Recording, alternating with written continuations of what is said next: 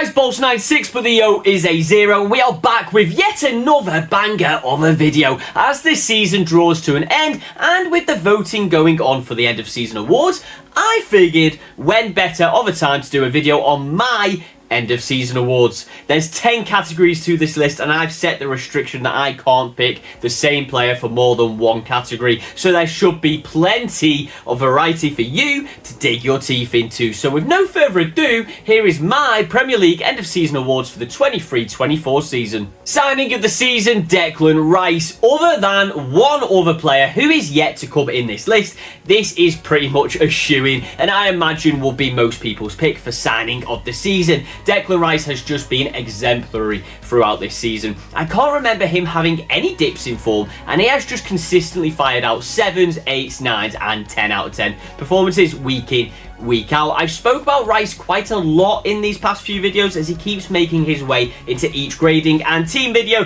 that I'm making, and you know what? It couldn't be more deserved. I've pulled up his underlying stats a lot recently, but you can't deny how superb they are for not only a player generally, but a player who is in their first ever season for their current club. We know he was great at West Ham, as their fans are all too quick to point out, but he has stepped up into a bigger team in tougher competition and vying for as many trophies as they are involved in, with not a single one of those factors fazing the boy. This is a team with one of the most successful histories in the English game, with one of the most critical fan bases as a result of that, which for most players would be an unsurmountable level of pressure to weigh on their shoulders, but for Rice, it's just another day at the office.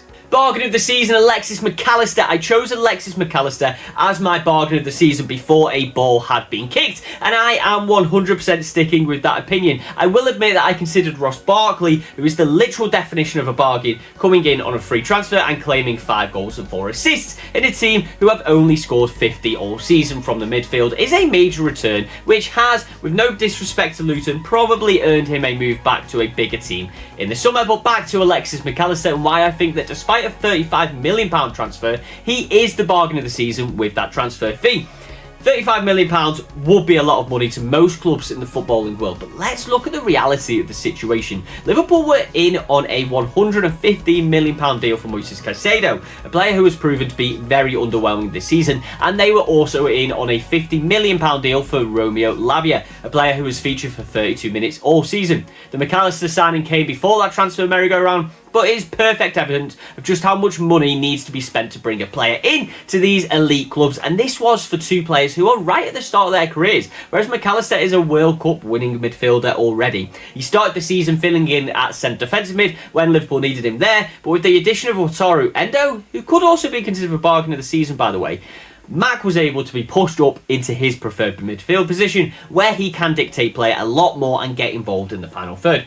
Out of the 4 midfield additions at Liverpool, Mac Allister has been the best of them. He's been involved in teams of the season left, right and centre. He's one of the signings of the season, and he is my bargain of the season. But let me know in the comments, is Mac Allister the right choice, or should I have opted for Ross Barkley? Manager of the season, Unai Emery. With the 3-horse title race for the majority of the season, you could look at Mikel Arteta with Arsenal, Pep Guardiola with Manchester City, or Jurgen Klopp with Liverpool for this entry, and I wouldn't begrudge any of you picking any of those managers for this award, but there is another who I think is more deserving, and that man is Unai Emery. With Unai at the helm, and after a tremendous transfer window, I predicted they would have an excellent season, but I think I was one of the few who genuinely thought they could be pushing up here, and even then, being within contention for the Champions League straight from the off probably was even too high for my expectations, but there they are. Below the top 3, when you have the likes of the richest club in the world, Newcastle United, the highest valued in Manchester United, a club spending £1 billion in 18 months in Chelsea, and of course the ever-present Spurs, you don't expect Aston Villa to break the mould and eclipse all of them in the league, but boy, have they been doing that. Iraola at Bournemouth, and I think O'Neill at Wolves deserve special mentions for both of their teams performing well beyond expectations. But when you have a team like Villa doing what they've been doing this season, you just can't overlook that.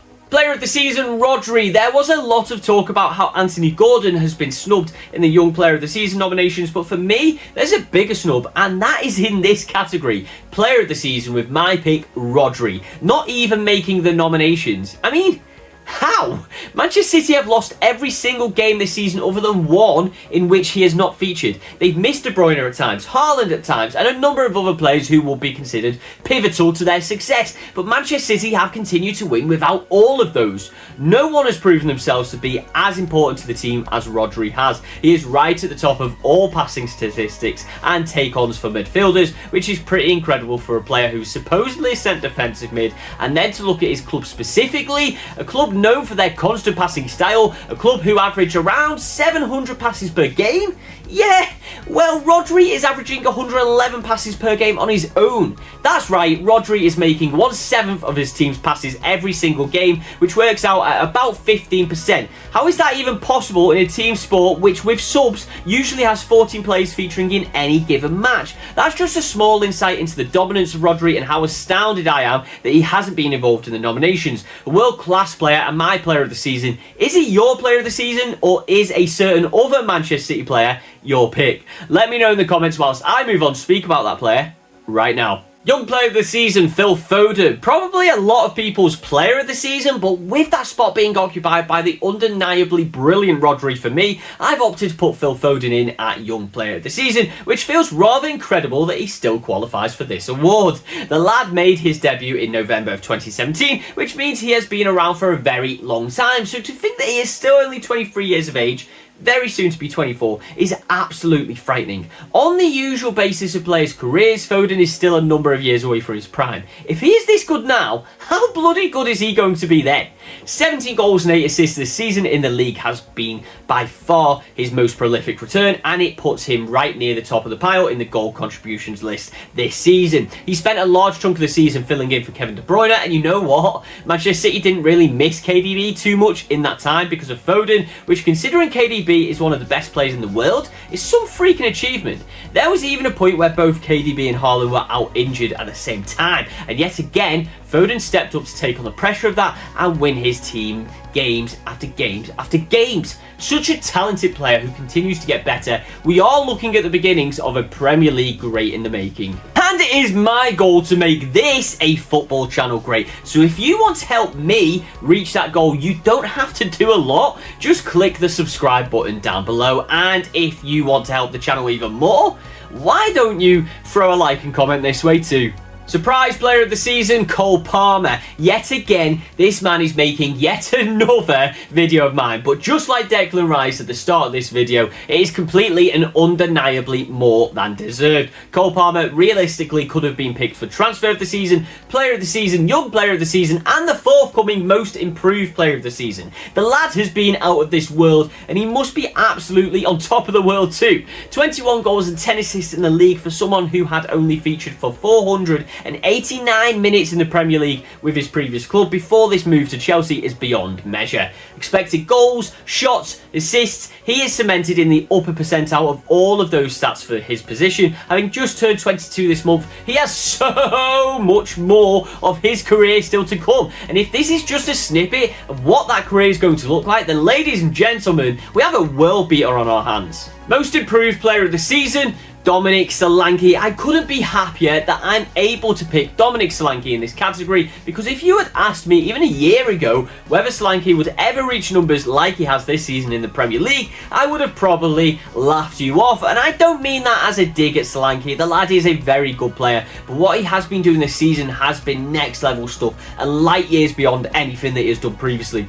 After his championship season of 21-22 with 29 goals, I was resigned to thinking he was one of those strikers who couldn't quite cut it in the Prem but was brilliant in the Championship.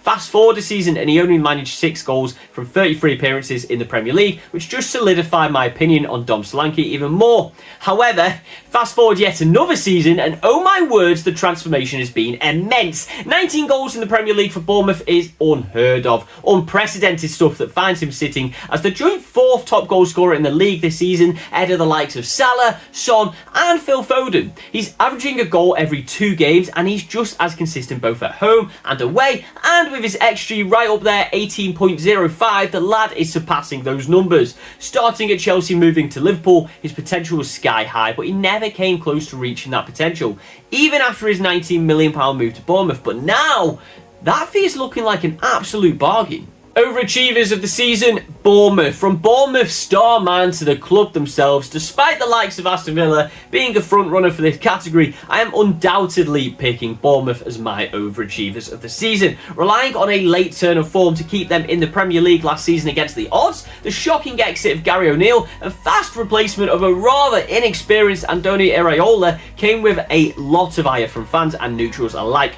O'Neill didn't deserve to be replaced like that, and I actively remember a lot of neutrals wanted Bournemouth to fail this season because of that, but oh how the tables have turned. Storming up the table into 11th spot with a total of 48 points, already 9 more than they achieved last season and already more than they have ever achieved in the Premier League. Still with a game to go, this is the best Bournemouth side that I have ever seen, all playing for their manager and all playing out of their skin. It has been announced as I have been writing this video up that Iraola has signed a contract extension with the Cherries, so it will be really interesting to see whether they can match or even better their performance this season. It will be a massive ask, but Bournemouth fans will be hoping that they've set the foundations to turn this season from an overachievement into par for the course. Do you think that's possible, or is this season a one-off? Put your opinion in the comments down below. Underachievers of the season, Nottingham Forest, only just surviving in the Premier League it seems this season. I know they've had a points deduction, but I'm really disappointed in Forest. Last season was a rollercoaster for the team, but they were good to watch and they produced some brilliant performances to keep their status in the league.